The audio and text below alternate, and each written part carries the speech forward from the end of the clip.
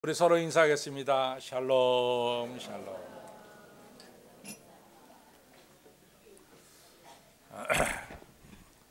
세월이 말이죠. 상당히 빠르게 흐르기는 흐릅니다. 그렇죠?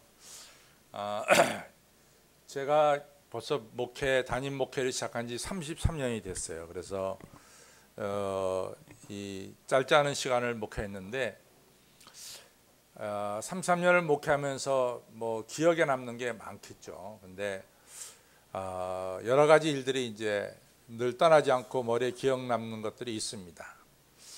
근데 그런 것 중에 하나, 목사님이 뭐 글을 쓰려면 쓰고 또 기억에 나는 것을 당장에 얘기하라 그러면은 먼저 떠오르는 게 하나가 뭐냐면은, 제가 언젠가도 말씀을 드렸지만은 제가 미국서 목회할 때인데 우리 권사님 중에 한 분이 여러 주일 교회를 못 나오셨어요. 그래서 아마 편찮으셔서 못 나왔다 이렇게 생각이 들었고, 그래서 이제 신방을 가게 됐습니다. 근데 아시다시피 미국에서 이제 연세 드신 어르신들이 자녀들하고 사는 경우도 있지만은 되게 시니어 시티즌 아파트멘트라고 해서 노인 아파트에 거하시는 경우가 많이 있어요. 왜냐하면 노인 아파트가 여러 가지로 편합니다. 첫째는 에머전시 시스템이 돼 있고, 그 다음에 이제 또 집값도 엄청나게 싸고 좋지만 이제 쌉니다. 이렇게 그래서 대개들 노인 아파트에 거하시는 경우가 많이 있는데, 이분도 노인 아파트에 거했죠. 그래서 여러 주일 안 나오셔서 이제 저희 신방대원하고 같이 그 아파트에 갔잖아요. 그래서 이제 문을 같이 누르고 그 권사님 문을 열어 주셨어요. 그래가지고 이제 저희는 들어가서 이 소파에 앉아서 잠깐 기도를 하죠. 하나님, 종이 이 가정에 왔습니다. 이 가정에 평강이 임하기를 원하고 예배드릴 때 영광 받아 주옵소서. 뭐 이런 기도를 누구나 다 드리게 되죠. 그리고 아마 여러분들도 목사님이 기도하면 신방하면 여러분도 같이 기도할 줄로 믿습니다. 근데 이 권사님은 이 소파에 앉지 아니하시고 이 바닥에 앉으셨어요. 그리고 이 테이블 앞에, 테이블이 다 소파 앞에 테이블 있잖아요. 테이블에 이분이 힘이 드셨든지 이 왼쪽 손 이렇게 되면서 턱을 고이고 기도를 하셨죠. 제가 이제 기도가 끝났습니다. 그런데 권사님 계속해서 기도하고 계세요. 그러다가 기다렸죠. 권사님 기도가 끝나는 것을 기다렸는데, 그러다가 권사님이 쓰러지셨어요. 그래서 깜짝 놀래가지고 가보니까 벌써 이 눈동자가 뒤집어졌어요. 흰 눈동자로 바뀌었습니다. 그 다음에 이 입술이 이 쥐색깔로 아주 다크 이 차콜로 바뀌었어요. 이 쥐색으로 바뀌었습니다. 그리고 제가 그분의 손을 딱 잡으니까 손에 얼마나 식은땀이 많이 났는지 손이 미끄러져요. 안 잡혀. 이 식은땀이 많이 났어요. 이렇게 손 잡으면 손이 툭툭 미끄러져 나갑니다. 이 보통 난리가 난 게 아니죠. 그때 뭐 제가 아무리 능력이 있는 목사라 해도 그 시간에, 만약에 제가 능력이 있는 목사라 해도 그 시간에 나사렛 예수 이름으로 이런 명언을 이런 그렇게 할 그런 때가 아니라고요. 그냥 그 시간에는 그냥 시편 23편 읽을 필요도 없고, 그 시간에는 그냥 911을 걸었어요. 911. 그랬더니 제 기억에는 한 2, 3분 만에 왔다고 생각하는데 한 5분 안에 도착을 했어요. 911 이 에머전 시스템 이 구호자들이, 소방대원들하고 이 응급대원들이 5분 안에 들이닥쳤어요. 닥치자마자 그냥 산소호흡기 이분 얼굴에다 팍 씌우고요. 코에다 탁 씌우고, 그다음에 주사를 탁 놔갖고 피를 뽑더라고요. 그리고 그 길로 이제 이 병원에 이분이 실려갔죠. 이분이 살아나셨어요. 거기서 살아나셔가지고, 근데 이분이 이제 어떤 문제가 있었냐면은, 이분이 그 당시에 연세가 제가 기억에는 65세 아니면 66세라고 생각되는데, 이분이 태어날 때부터 심장 판막이 조금 짧았어요. 근데 이분이 몰랐어요. 이게 이제 태어날 때부터 짧았는데, 몰랐는데 이것이 연세가 들면서 피를 갖다가 콱콱 막아줘야 되는데 이걸 다 막아주지 못하니까 피가 조금씩 흘러나온 거예요. 막아주지 못하고. 그게 차게 되니까 갑작스럽게 심장이 스탑이 돼버린 거죠. 그래가지고 이분이 병원에서 이제 돼지 판막으로 이게 바꿔가지고, 그 당시에는 지금 뭐 다른 거 쓴다는데 그 당시에는 1985년도 요때는 미국에서도 이 판막이 망가졌을 때 돼지 판막으로 갈아 꼈던 것 같아요. 그래서 돼지 판막을 하고 이분이 살아나셨는데, 제가 그 일을 여러 번 생각합니다. 첫째는 그분이 살아나신 게 너무 감사해요. 정말 감사합니다. 왜냐하면은 제가 그때 30대 초반인데 거기 신방 가서 우리 권사님이, 목사님이 신방 갔는데 돌아가셨다.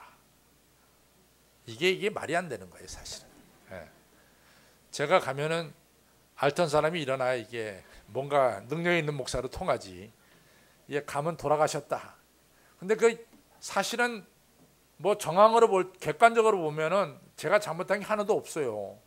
근데 이제 거기에다가 이제 살이 붙기 시작하면은 뭐 별별 이야기가 다 나온다고. 그럼 제가 30대 초반에 잔뜩 사실 아닌 것을 띄고 있다면은 오늘 이 한신교에 오지 못했죠. 우리 그 당시에 저를 모신 여기 대단한 장로님들이 계신데, 우리 장로님들이 아이고 강 목사님 가면 성도가 죽는 데인데 모시면 안 되죠, 이렇게 됐을 거라고. 그런 게 없으니까 저를 9년 전에 우리 장로님들이 저를 모셨죠. 근데 뭐 그렇게 됐어요. 그런데 제가 한편으로는 이런 생각을 해봅니다. 그분이요, 이제 거의 피가 이 판막에서 많이 흘러나온 상태라고, 그때가. 그렇죠? 그러니까 백이 하나 우리가 그 시간에 신방을 안 갔다면은 그분은 아파트에서 혼자 돌아가실 수도 있었다 이거죠. 그렇죠? 저하고 우리 신방대원을 그 시간에 그 아파트에 보낸 건 하나님의 섭리였습니다. 하나님께서 그분을 살리기 위해서, 그렇죠? 이 목회자와 신방대원을 그 자리에 보냈다. 이렇게도 우리가 볼 수가 있는 거죠. 그러니까 그분이 살아난 데 있어서 중요한 것은 그분이 어려울 때 누가 있었느냐? 사람이 있었다는 거예요.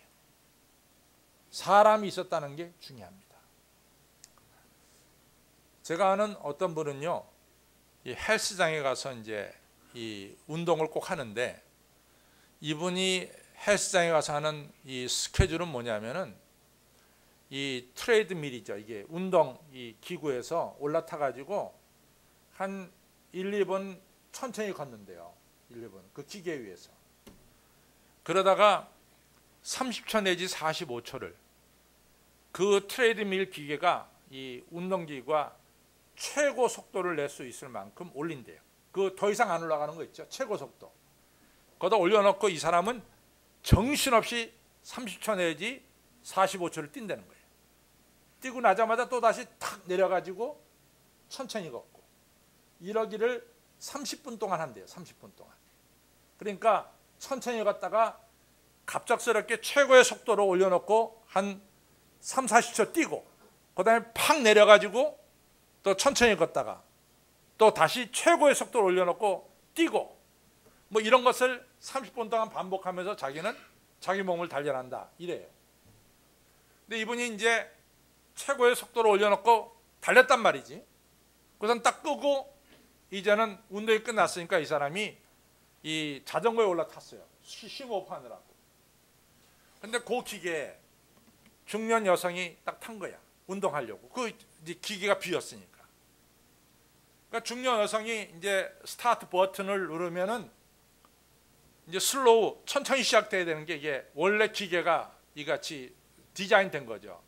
누르면은 최저 속도로 나가다가 우리가 눌러야 속도가 올라가게 돼 있는데, 이분이 이제 스타트 버튼을 딱 눌렀단 말이지. 근데 이 기계가 고장났어. 고장나가지고 전 사람이 셋업 시켜놓은 그 최고의 속도로 그냥 스타트 버튼 누르자마자 팍 가는 거라고. 그러니까 이 양 중년 아줌마가 얼마나 겁이 났겠어. 그냥 옆에 팔걸이를 탁 들고 팍 이렇게 서가지고 사람 살려 이랬다고. 사람 살려. 지휘자 무섭죠 정말. 이게 무서운 거야. 사람 살려 그랬다고. 그때 제가 그 옆에 있다가 죽이놈은 외웁시다. 그럴 수 있어. 그때 제가 옆에 있다가 막 방언 기도로 막 스타바 이렇게 기도할 수 있냐고. 그 시간에 필요한 것은 누군가가 뛰어가서 플러그를 뽑아야 돼. 왜냐면 기계가 오잖아요. 기계 만지면 안 돼. 플러그를 뽑아가지고 기계를 스탑시켜야 됩니다. 누군가가 뛰어가서 플러그를 뽑았어요.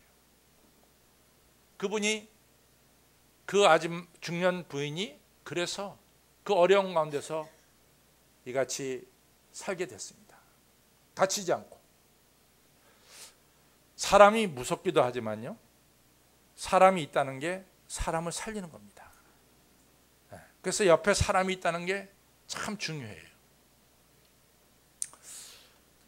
우리가 이제 성경을 보면은 다윗에 대해서 이야기가 많이 나오죠.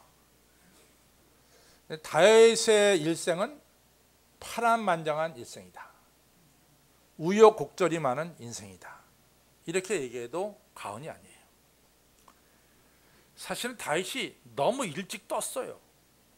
왜냐하면 다윗이 어린 나이에 사무엘상 16장에 기름 부음 받거든요. 그때 제가 지난주에도 말씀드렸지만 미성년이었어요. 18세 미만이었습니다. 그때부터 다윗이 떴어요. 그래갖고 17세가 이제 17장에 가면은 그 유명한 골리앗을 물리칩니다.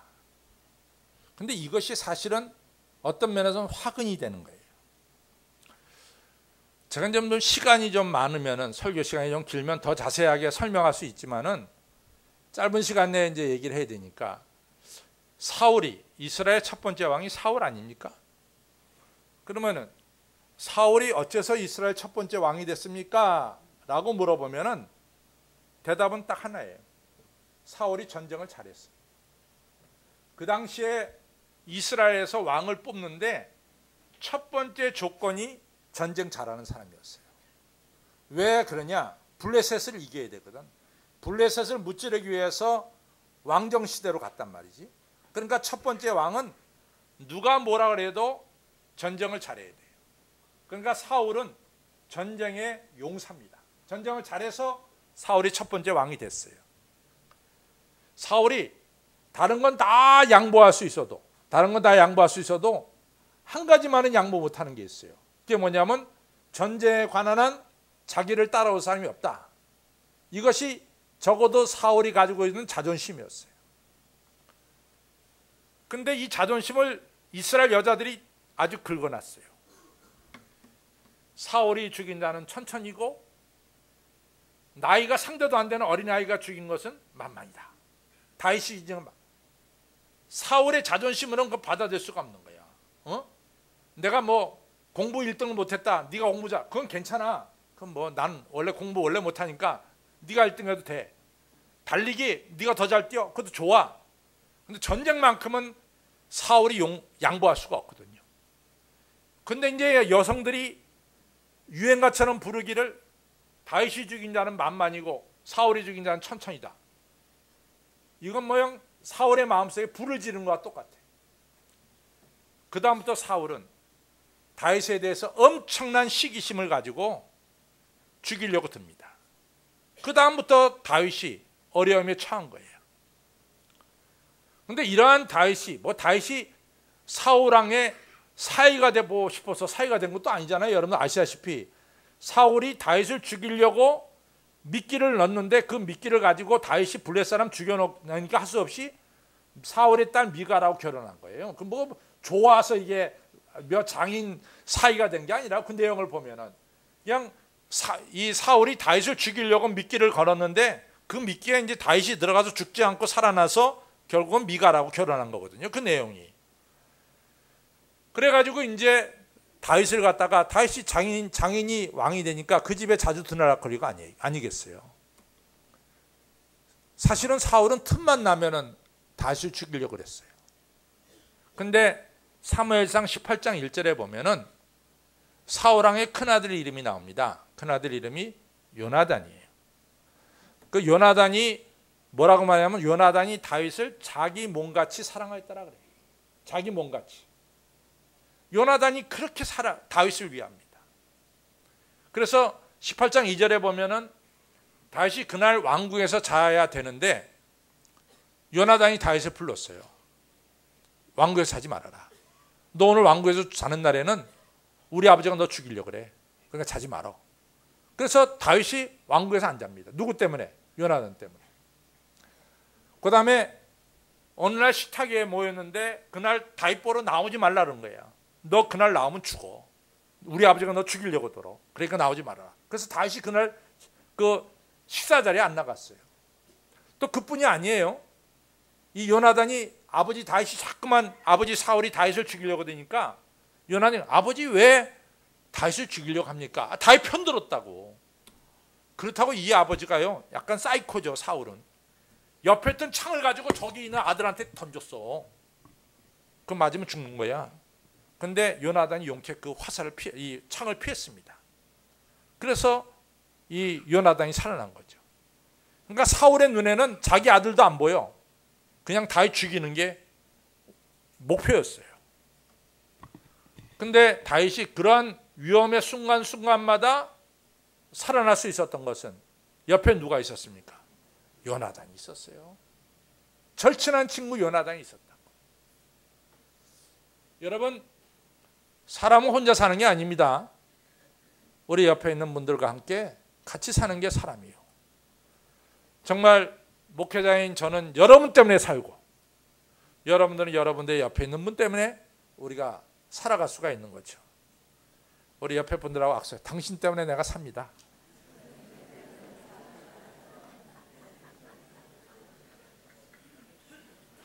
별로 아닌 것 같아. 막 억지로 하는 것 같아. 다시 한번 시작. 당신 때문에.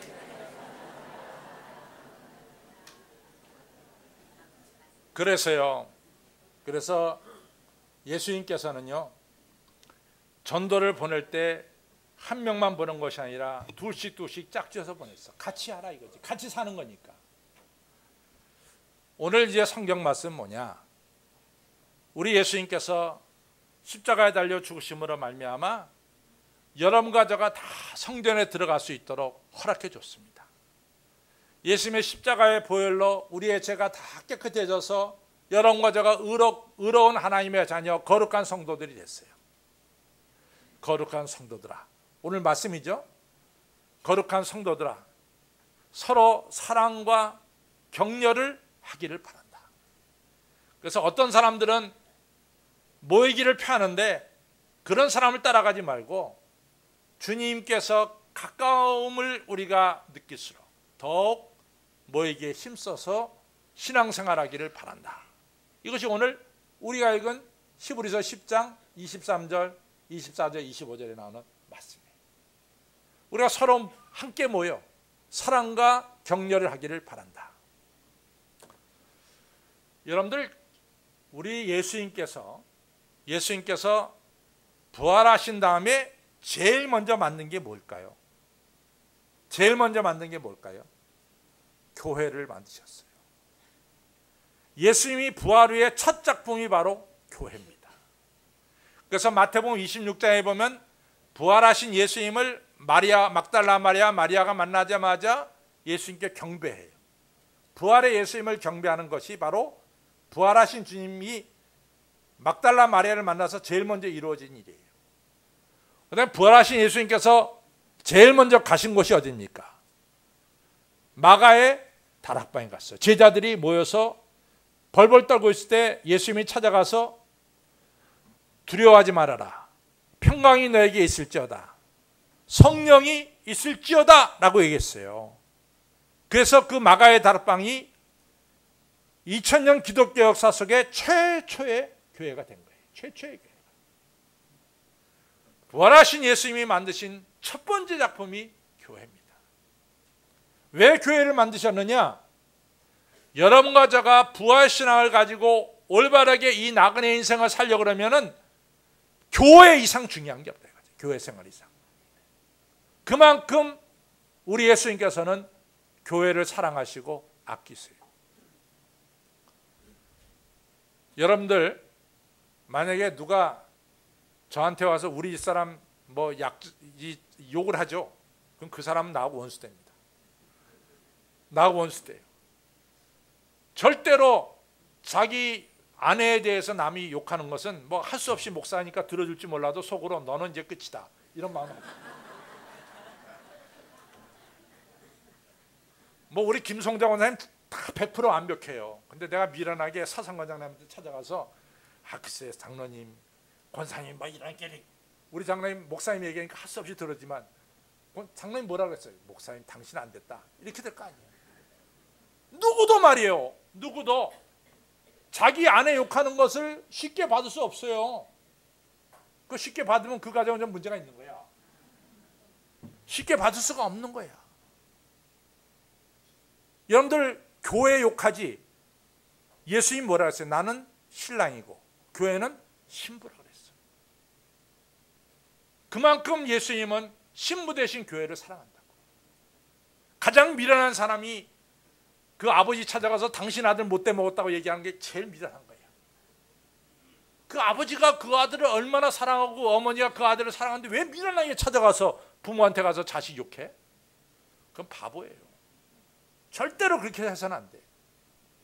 예수님이 피로 값주고 사신 것이 바로 교회야. 그래서 부활하자마자 제일 먼저 세운 게 교회라고. 근데 왜 미련하게 교회를 욕하냐고. 예수님의 신부를 욕하냐고. 그건 안 되는 거예요. 그만큼 우리 예수님께서는 교회를 사랑하십니다. 교회를 통해서 우리가 신앙생활을 하도록 한 거예요. 그 다음에 두 번째로 중요한 게 뭐냐? 우리 성도 간의 교제야. 교회 생활하면서. 저는 사실은요, 좀 이해 못하는 게 예배 끝나자마자 그냥 정신없이 집으로 가는 사람들도 있어. 그거 왜 그래? 그냥 교회 끝나자마자 성도들끼리 반갑습니다 악수도 하고, 또 여러분들이 이 순장 다락 모임도 하고, 이 모임하는 게 얼마나 중요해요. 제가요 장례식을 치러보면 알아.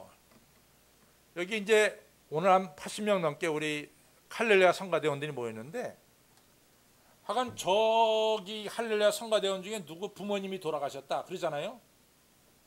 그러면 40명 이상 가, 성가대원들이. 그래서 성가대원들 가족이 돌아가셨을 때는 목사님이 걱정할 게 없어. 많은 사람들이 가니까. 근데 이런 아무데도 속하지 않은 분들이 돌아가시잖아, 부모가. 그러면 45인승 버스가 분당서부터 올라온다고. 태우려고. 10명도 안 타. 다시 보내야 돼, 45인승 버스는. 그리고 샬롬 대원들만 가서 예배 드린다고. 여러분들, 이같이 우리가 이 성도의 교제라는 게 굉장히 중요해요. 저 혼자 이런 생각을 해봤어요. 이런 생각을. 마태복음 26장에 베드로가 예수님을 3번 모른다고 부인하죠. 그렇죠. 근데 만약 그 자리에 베드로의 형 안드레나, 늘 베드로와 같이 다니던 요한과 야고보가 그 자리에 있었다라면 베드로가 3번 부인했을까요? 여러분 생각이 어떻게 해요? 3번 부인했을까요? 왜 대답을 못하죠? 제가 보기엔 안 했다고 생각해. 거기에 베드로 혼자만 있었기 때문에 베드로 겁이 나서 3번 부인했어요, 예수님을. 그 자리에 만약에 자기 형 안드레나 자기와 늘 같이 다니는 요한이나 야고보가 그 자리에 있었다면 베드로는 3번 부인하지 않았을 것입니다. 믿음의 동료가 옆에 있다는 것은 얼마나 중요한지 몰라요. 이 우리나라도 이제 시골길을 자동차를 타고 가다 보면 그럴 일이 있겠죠. 근데 미국에서는요, 이 지방 도로를 갈 때 대개 미국의 지방 도로는 2차선이에요. 하나 오고 하나 가고 2차선입니다. 대개.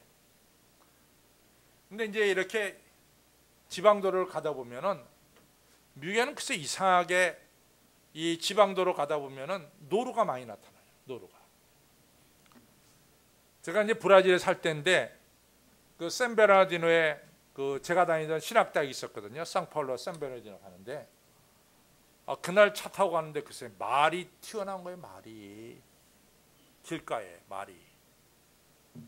그러니까요 이 자동차가 야당이 났어. 말이 튀어나오니까 말이 튀어나와서 다니니까 그러니까 막 여러 차가 쾅쾅쾅 부닥쳤다고 말이 지나가. 밤에 운전하면서 이 노루 같은 게 튀어나오고 소 같은 게 튀어나오면요 굉장히 위험한 겁니다. 근데 어느 분이 미국에서 이제 2차선 도로에서 운전하고 가는데 밤인데 이쪽은 이 낭떠러지 비슷해. 오른쪽은 왼쪽에는 반대 차선이 있어. 근데 그 차선에 노루가 한 마리 딱 앉아 있는 거야. 자동차 불빛을 보면 노루가 도망가야 되는데 이게 그대로 있네. 그러니까 순간적으로 이분이 운전틀을 갖다가 오른쪽은 낭떠러지니까 글로 갈 수 없으니까 왼쪽으로 틀었다고. 그랬더니 옆에 있는 친구가 트는 운전틀을 꽉 잡으면서 브레이크 잡아. 브레이크 잡으라고 말이야. 왜냐하면 노루를 피하려고 상대방 차선에 들어가는 걸 갖다가 옆에 있는 친구가 꽉 잡았어. 핸들을 꽉 잡았다고. 틀지 못하게. 그리고 브레이크 잡으라고. 그리고 브레이크 잡아갖고 그냥 쭉 미끄러가니까 그때서 노루가 튀어나간 거야. 그런데요 그 순간 바로 옆으로 여러분들 미국 트럭 봤어? 미국 트럭 무섭습니다. 이게 보통 큰 게 아니야. 미국 트럭은 막 어떤 건 3개 달고 와. 3개 트레일러가 되게 보통 2개 달고 왔는데 3개 달고. 우리나라 거에 배나 길어. 배나. 이게 한번 고속도로에 지나가면요 옆에 차가 흔들흔들거려. 얼마나 이게 이 트럭이 무서운지 말이야. 상대방에서 트럭이 온 거야. 트럭이 노루 피하려다가 트럭에 맞힐 뻔했어. 옆에 있는 친구가 잡았다고. 가지 마라. 딱 잡아서 핸들을 브레이크 잡아. 그래서 브레이크 잡아가지고 살아난 거예요. 그날 저녁에 옆에 친구가 없었다면 그 사람 죽었어. 옆에 성도가 있다는 게 너무 중요하다고. 믿음의 성도가 있다는 게.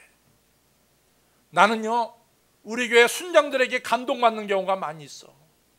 그 순원들 챙기느라고 순장이 말이요 얼마나 애쓰는지 몰라. 여러분 우리 시대 어떤 시대입니까? 앞에 있는 아파트 사람도 모르고 사는 시대야. 개인주의가 철저하고 이기주의가 철저한 시대인데 말이지. 순장들께서 자기 순원들 챙기느라고 얼마나 애쓰는지 몰라. 다 이것이 우리 신앙생활에 중요한 거예요. 많은 사람들이 착각하고 있어요. 혼자 신앙생활 잘한다고 생각해. 여러분들 어떤 분들은 내가 예수님 확실히 믿으면 난 됩니다. 아니 사도 바울은 예수님 확실히 못 믿었어. 사도 바울은 뭐라고 얘기해요? 내가 원하는 선을 행치 않고 원하지 않는 악을 행하고 있습니다. 자기가 선을 행하고자 그렇게 노력하는데 어느덧 자기 속에 다른 생각지 않던 악한 것이 나타나서 자기를 선하게 만들지 못하고 악하게 만든다 그 말이에요. 오라 나는 공고한 사람이로다. 누가 나를 이 사망의 몸에서 건져내랴. 여러분들 우리가 내가 예수 잘 믿으면 돼. 내가 어떻게 마음대로 예수 잘 믿어. 나 혼자서 잘 믿는다. 그건 안 된 얘기야. 목사님 저는 항상 내 마음에 불같은 열정이 있으니까 저는 잘 믿을 수 있습니다. 신앙생활의 열정 중요합니다. 근데 열정은요 굉장히 위험성이 많아요. 굉장히 위험성이 많습니다. 여러분들 아시다시피 우리나라가 러시아하고 해서 1대1로 비겼어. 후반전에 우리 홍명보 감독이 이근호를 갖다 넣어가지고 이근호가 차가지고 들어갔어. 양 전 신문이 야 홍명보 이게 뭐 전술작전이 대단하다. 다 뛰었어. 그 다음날 알제리한테 뭐 4대 몇천 척벌했잖아. 그 다음번에. 그랬더니 뭐 홍명보 얼마나 욕을 해. 홍명보가 한 답답하니까 대표팀 감독은 조기 축구 코치보다 못할 때도 있다고 그러잖아. 이게 사람의 감정이야. 사람의 감정은 들쑥날쑥하다고. 아, 종료주일날 예수님 예루살렘 성에 입성할 때 뭐 다 호산나 했잖아. 호산나. 금요일날 뭐요? 빌라도가 살리겠다는데 다 죽이라고 그랬어. 그 사람들이. 열정이 중요하지만 열정을 믿을 건 아닙니다. 그렇죠? 또 여러분들 어떤 분들은요, 아, 자기가 성경에 대한 지식이 많으니까 괜찮대. 어려운 예수님 잡아 죽인 사람들이 다 대제사장이야, 서기관들이야. 성경 모르는 사람들이 아니라고. 성경 다 잘한다는 사람들이 예수님 십자가 못 박아 죽였어요. 또 어떤 분들은 그래, 나는 하나님께 완전히 서원하고 바쳤으니까 됐대. 그런 소리 하지 마세요. 뭐 삼손은 안 바쳤나? 삼손 날 때부터 나시린으로 바쳐졌지. 여러분들, 우리가 하나님께서 세워주신 교회를 통해서 우리가 신앙생활을 해야만이 우리는 바르게 신앙생활할 수가 있습니다. 제가 사실은 이 굉장히 어린 나이부터 목회를 시작했어요. 또 제가 이 한식교회 오기 전에 있었던 한일교회는 사실은 서울로회가 이 서울의 본체 아니에요? 서울로회 이 교회가 그 당시 한 7, 80개 있었는데 이 뭐 랭킹 3위 안에 들어가는 교회 제가 담임 목사로 갔어요. 그때 제 나이가 40이야. 근데 되게 그 당시에 큰 교회 목사님들이 전보다 60세 가까이 됐어요. 근데 그분들이 이제 모임이 있는데 그 모임이 이제 그분들이 한국신학대학을 56년도에 입학했다 해서 그분들 모임이 5,6도야, 5,6도. 5,6도 모임이죠. 부산의 5,6도가 아니라 5,6도 모임이다. 제가 이름만 대면 여러분들 다 알아. 그분들이 저를 불러요, 가끔. 나 그 목사님들 56년도에 입학한 목사님들 틈에 껴가지고 얘기 같이 들으면서 많은 거 배웁니다. 이분들이요, 서로 굉장히 서로 비판도 하고 그래, 목회에 대해서. 근데 이분들이 중에 이제 한 분이 이 설림교회라고 하시다가 이제 세상 떠나셨는데 정휘탕 목사님이라고 계시는데, 정휘탕 목사님이 하루는 나한테 그래요. 강 목사, 참 우리 몸이 좋다고. 뭐 이렇게 좋으세요? 했더니 내가 저 친구들을 봐서라도 목회를 허술하게 할 수가 없다고 말이야. 목회를 허술하게 할 수가 없대. 저 친구들이 다 정 목사 하면 기대하는 게 있는데 정 목사가 엉터리 목회하면 저 친구들이 얼마나 가슴이 아프고 또 저 친구들이 나에 대한 실망이 얼마나 크겠냐 이거지. 그러니까 자기는 목회를 허투루 할 수가 없다는 거지. 친구들이 있다는 거지. 오늘 성경이 뭐라 하냐면 사랑과 선행을 격려하라고 그랬어요. 격려하라. 저도 이제 한 달에 한 번 모이는 새벽 목회라는 모임이 있어요. 새벽 목회라는 모임이. 근데 그 모임에는 우리 교단 목사님들이 모이는 게 아니라 그 모임에는 예장 통합 목사님 3명, 감리교 목사님 2명, 예장 합동 목사님 1명, 성결교 목사님 1명, 순복음교회 목사님 1명, 그 다음에 기장 목사님 2명, 이렇게 모여요. 근데 제가 그 목사님들 이런 데 하면 다 알아. 다 그 교단에서 제일 큰 교회들 목회하는 목사님들이. 그 모임에 가서 이렇게 이야기를 들으면 제가 돌아오면서 많은 도전을 받습니다. 그래, 우리 교회를 내가 이렇게 목회해서는 안 되겠다. 이렇게 목회해야 되겠다. 이런 도전을 받아요. 이게 건전한 사랑과 격려라고 모여가지고 정말 한국교회가 이렇게 흘러가는데 우리 교회들이 어떻게 목회해야 되겠느냐 서로 이야기하면서 사랑과 격려를 받아요. 심지어는 그 순복음교회 목사님한테 당신이 아무리 후임자지만 잘못된 건 잘못된 거 아니냐 뭐 이러면서 얘기할 때 그 목사님도 굉장히 힘들었을 거예요. 그렇지만도 이러한 모임을 통해서 서로 사랑과 격려를 통해서 우리가 더 올바르게 목회하자 이런 마음의 다짐들을 갖거든요. 그런 게 중요하다 그 말이에요. 뭐 그렇게 예배 끝나자마자 불이 났게 집으로 갑니까? 좀 다락 모임에도 가서 같이 기도하고 여신도에 남신도에 참여해서 같이 기도하고 물론 모여서 쓸데없는 얘기도 많이 해요. 근데 좀 쓸데없는 얘기 좀 빼버리고 좀 바람직한 얘기를 많이 해서 서로 사랑과 격려를 하시기를 바랍니다. 제가 얼마 전에 시간이 많이 갔네. 예, 얼마 전에 여기서 끝낼까? 예, 얼마 전에 신문에 보니까 그 신문 기사가 참 좋아서 제가 오렸어요. 그 뭐냐면은 그 삼성화재 배구팀이 7년째 연속으로 한국에 우승했대. 삼성화재 이 배구팀이. 또 하나는 우리은행 여자 농구팀이 2년째 우승을 했다는 거야. 근데 우리은행 여자팀은 4년째 꼴찌를 하다가 위성우 감독이 와서 2년째 우승을 이뤘다는 거지. 그 다음에 삼성화재는 선수 면면을 보면은 현대캐피탈보다는 훨씬 못하대요. 선수들을 이게 질을 보면은. 근데 현대캐피탈을 이기고 이 7년째 이 신치용 감독이란 분이 삼성화재를 우승으로 이끌었다는 거지. 근데 왜 두 팀의 특징이 있다? 두 팀의 특징이 있대요. 두 팀은 선수 개개인을 보면 다른 팀보다 별로 우수하지 않다는 거죠. 근데 두 팀은 항상 시합을 할 때 배구가 6명이면 6명이 항상 옆에 사람들을 생각하면서 운동을 한다는 거예요. 절대로 6명 중에 한 명이 뒷짐지고 있는 선수가 없다는 거지. 다 열심히 서로 사랑과 격려를 한다는 거지. 또 우리은행 팀의 5명도 코트에 나온 5명도 항상 서로 사랑과 격려를 한다는 거지. 관심을 가지고 한다는 거지. 그래서 우승의 이 비결이 바로 거기 있다. 이런 얘기입니다. 여러분들 교회 모이기를 힘쓰시기를 바랍니다. 교회를 사랑하세요.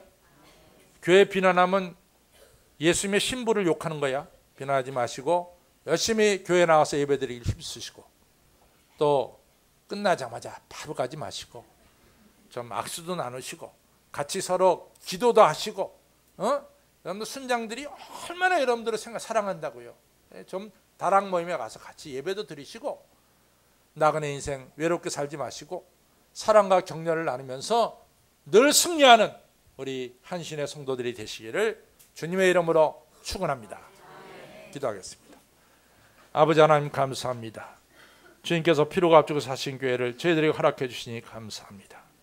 저희들 하나님 아버지 서로 사랑과 격려할 수 있도록 도와주시고 이같이 모이기에 힘써서 하나님께 예배드릴 수 있도록 도와주셔서 우리 안에서 날마다 셈 얻도록 도와주시고 결국에는 승리하는 저희들의 신앙생활 되도록 주여 축복하여 주시옵소서. 예수님 이름으로 감사하며 간절히 기도를 쌓옵나이다. 아멘.